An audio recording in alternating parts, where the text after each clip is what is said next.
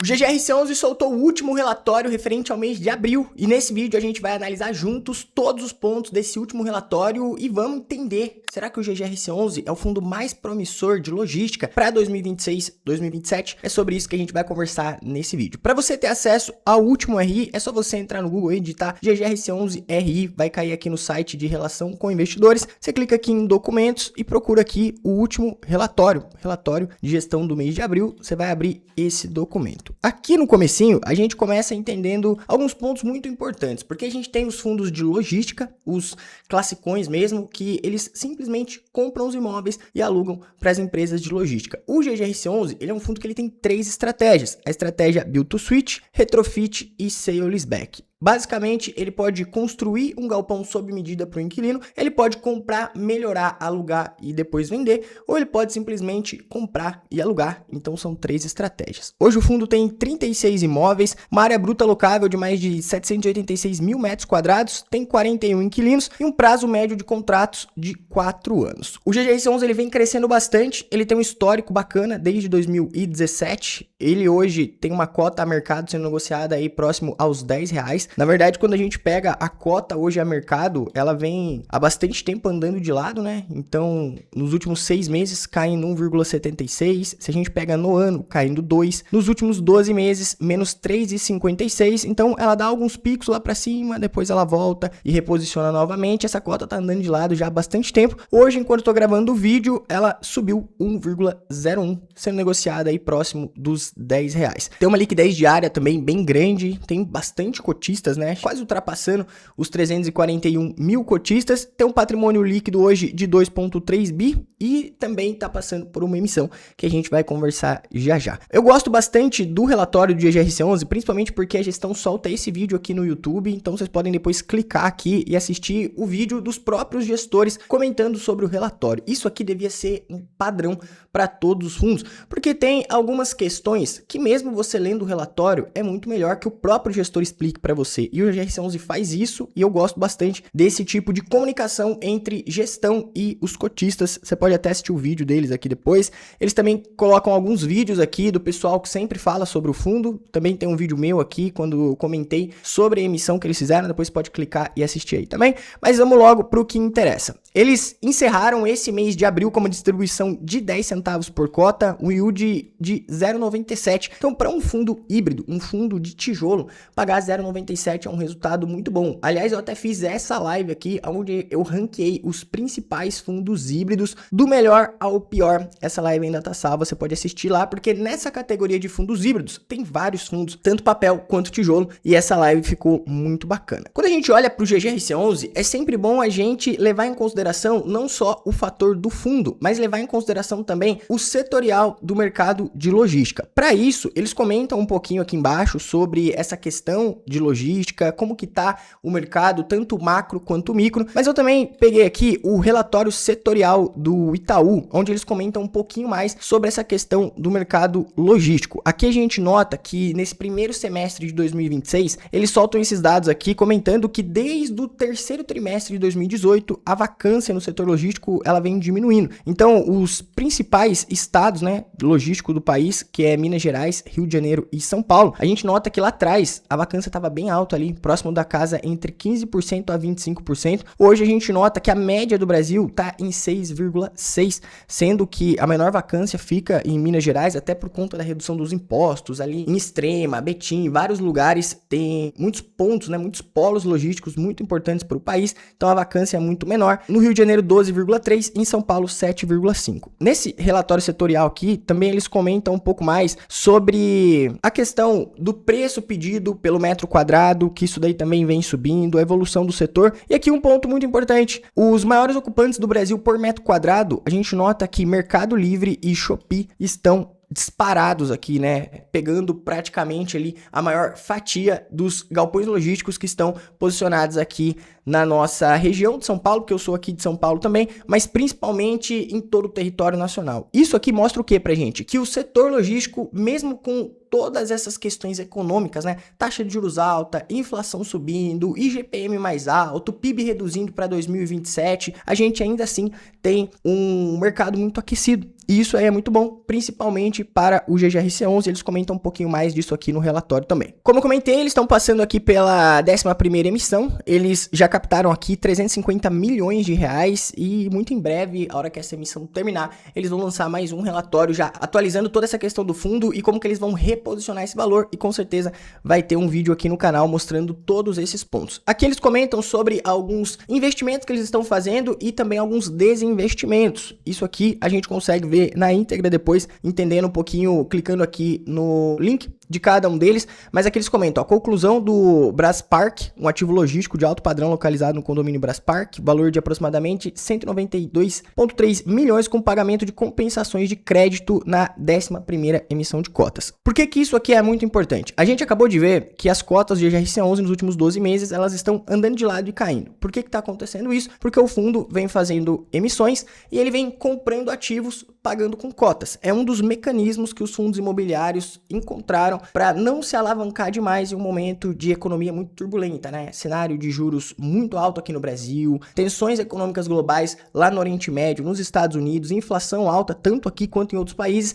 Então, você tomar uma dívida muito cara agora pode ser um tiro no pé. Então, os fundos, principalmente GGRC11, GARI11, TRXF11, eles estão fazendo emissões, pagando ativos, pagando com cotas, por isso que existe uma pressão vendedora muito grande nas cotas do fundo e por isso a cota do fundo acaba não subindo. E aqui eles comentam essa questão comprando os ativos pagando com cotas, tanto essa conclusão aqui no Braspark quanto a aquisição em Guaruva e Camaçari, que também é um lugar muito bem posicionado, principalmente porque está ali muito próximo da fábrica da BYD. A gente também tem aqui a questão do desinvestimento que o fundo está fazendo, um ativo da Covolan. Eu fui em um evento das Agros, que é a gestora do GGRC11 lá em São Paulo, e conversei um pouco com o time de gestão para entender um pouco mais qual é a estrutura que o fundo quer tomar daqui para frente. E eles também deixaram claro que eles têm a intenção de deixar o fundo mais logístico do que industrial, e a gente está vendo isso aqui na prática. Esse desinvestimento aqui na Covolan, que é uma fábrica que fica bem próximo aqui da minha cidade, ali em Santa Bárbara do Oeste, eles venderam essa fábrica, logo o fundo também está diminuindo um ativo industrial e aumentando a posição em ativos logísticos. Depois a gente vai ver como que ficou o equilíbrio da carteira ali entre esses dois tipos de investimentos. Esse programa Renova faz parte daquela estratégia retrofit que o fundo tem, onde ele compra um ativo, melhora para posteriormente vender ou até mesmo alugar por um preço por metro quadrado mais caro. Então aqui também já tem praticamente uma obra aqui 100% concluída, né? O galpão da Renault. Tem uma visita técnica ali também nesse ativo aqui em Anápolis, Goiás, localizado ali no CD de Santa Cruz. Então também um galpão muito bacana. Aqui eles comentam como que já tá a questão da construção e desse retrofit aqui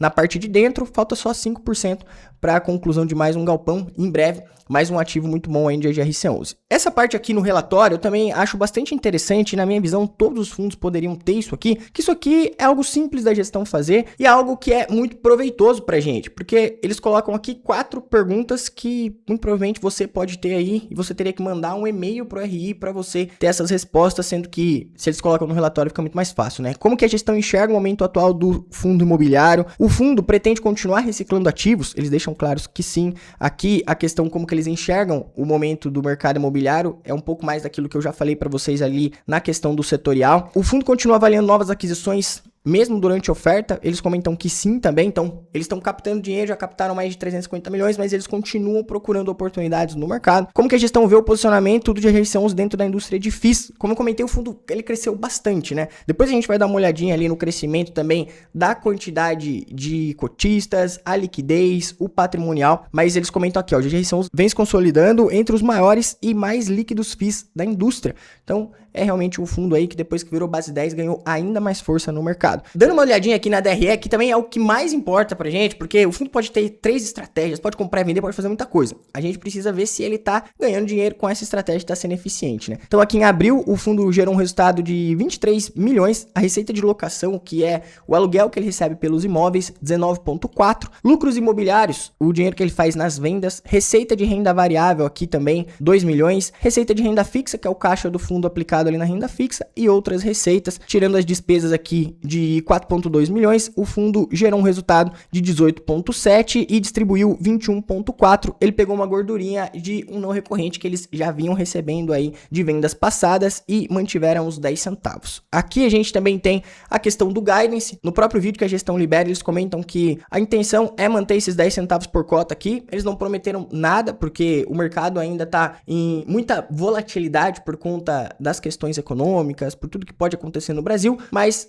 eles acreditam que eles vão manter esses 10 centavos por cota aqui e é um resultado muito bom, principalmente para um fundo de tijolo. A gente tem aqui um pouco da rentabilidade histórica do fundo. Eu peguei essa parte aqui do RI também para mostrar que o GRC11, quando a gente pega a cota ajustada, né, a cota mais os dividendos pagos, desde 2017, ele vem superando aqui os principais índices, CDI líquido, IFIX e o IPCA. Peguei também aqui até um histórico um pouquinho mais lá atrás também, aqui no site Mais Retorno, onde mostra aqui que o GRC11 vence com folga, né? 152,32%, frente 115% do CDI, frente 87% do IFIX, frente 57,58% do IPCA. Aqui a gente vê que o fundo, ele vence os principais índices do mercado aí, mostrando que foi um bom investimento aí desde o seu início, né? Aqui um pouco do que eu comentei lá em cima, falando da liquidez e do preço da cota. A gente nota que há exatamente 12 meses atrás, o volume de liquidez mensal do GRC11 era 73 milhões, que já é uma liquidez muito boa. Só que agora em abril tá fechando em 193 milhões. Então a liquidez desse fundo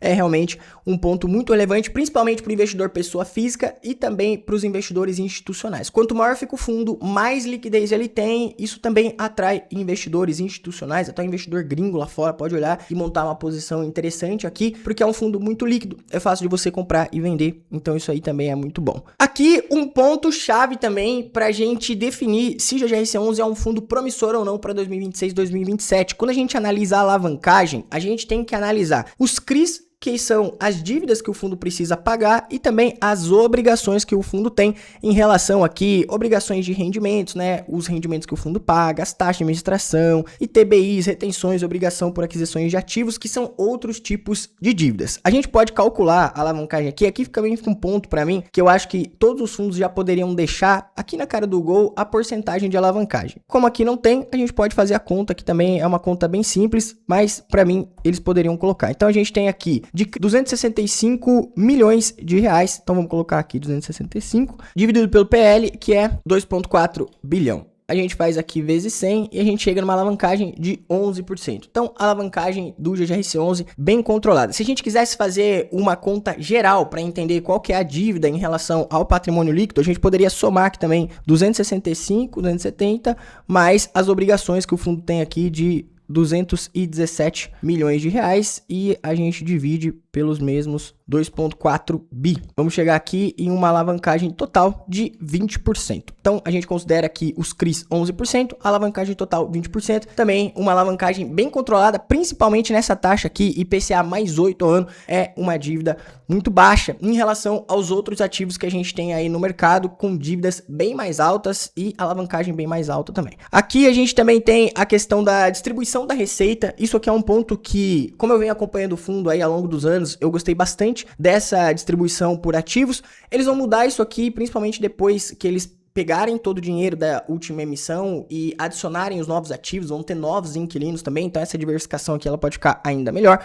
Mas a gente nota que a receita no mês de abril, ela tem uma diversificação aqui entre Renault, Americanas e Ambev de 12, 11 e 11, e anualmente 11%, Ambev 11 e Americanas 10. Então é um fundo aí bem líquido, um fundo grande, com uma alavancagem baixa, que também tem uma boa diversificação. Aqui um pouco também da diversificação por estado, a gente nota que é um fundo bem diluído aí em todo o território território nacional, as informações dos contratos. Tem muita gente que fala o seguinte: Lucas, os contratos de GRC11 não poderiam ser atípicos mais longos? E aí tem um ponto que a gente pode levar em consideração aqui, que quando você tem bons ativos em boas localizações, não necessariamente você precisa ter um contrato atípico tão longo, porque se você tem um imóvel atrativo, você consegue reposicionar um inquilino ali, caso o inquilino atual saia, você pode até ter uma renovação de contrato maior do que se você tivesse um contrato fixo atípico por muito mais tempo. Eu gosto dos dois tipos, depende muito do tipo de ativo e também do inquilino. Aqui as revisionais, então pro mês de abril, teve pouca revisional aqui, né? 2,48. A maior parte aqui fica ali em agosto, em setembro e depois lá em dezembro. O vencimento dos contratos tem 15% para vencer agora em 2026. Vamos ver como que vai ser essa renovação. Tem um pouco também para 2027. A maior parte acima de 2030. O reajuste aqui é IPCA, IGPM e INP. Quando a gente olha, por exemplo, aqui, né, o Boletim Focus, eu sempre comento isso aqui nas lives, que toda vez que a gente vê o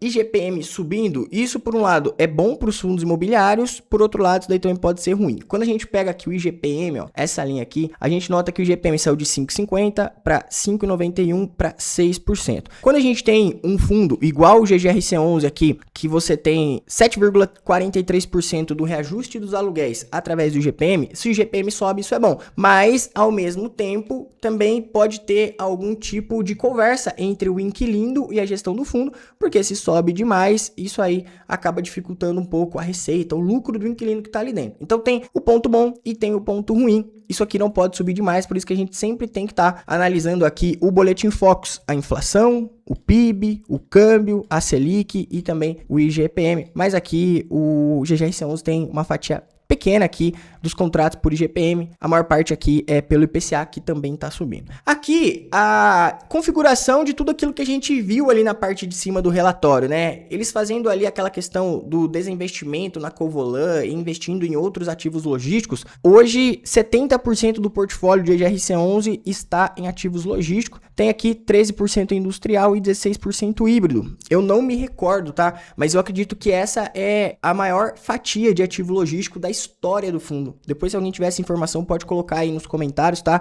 E me corrigindo caso eu não esteja 100% certo aqui. Mas, na minha opinião, eu acredito que é isso do que eu venho acompanhando o fundo. Uma vacância física também muito baixa. Isso aí é muito bom. Tem aqui 3% dos contratos típicos, 86% dos contratos atípicos. Os gestores até comentaram no próprio vídeo que eles têm aqui essa gordurinha de contrato típico. Isso aí é muito bom, porque quando você tem um contrato típico, dependendo de tudo que está acontecendo no mercado, do inquilino que entra e que sai, você não fica travado em uma única taxa. Então, se as taxas sobem, você consegue reposicionar isso aí num contrato típico. Se é atípico, você já tem um contrato mais longo que você não pode mexer, então é muito mais engessado. Então, ter essa gordurinha aqui faz até com que o fundo tenha um pouco mais de dinamismo para ele conseguir melhorar o resultado ali da receita imobiliária. Dentro de todos esses ativos, comércio e varejista, 30% são as empresas que estão ali dentro, máquinas e equipamentos, 28%, alimentos e bebidas, 17%, tem química e petroquímica, metalúrgica, tecnologia, agro e têxtil. Então, também um fundo bem diversificado. Aqui, os principais indicadores do mercado, isso aqui é um ponto que pode até melhorar, tá? Aqui eles comentam, abaixo os indicadores de mercado sobre a média nacional dos preços ofertados para alocação e vacâncias em comparação ao fundo. A alocação média do portfólio está cerca de 21,32% abaixo da média nacional dos preços ofertados. Entretanto, vale ressaltar que a média de preço pedido considera o novo inventário e galpões especulativos. Então, a gente quer que o preço suba um pouquinho aqui mais,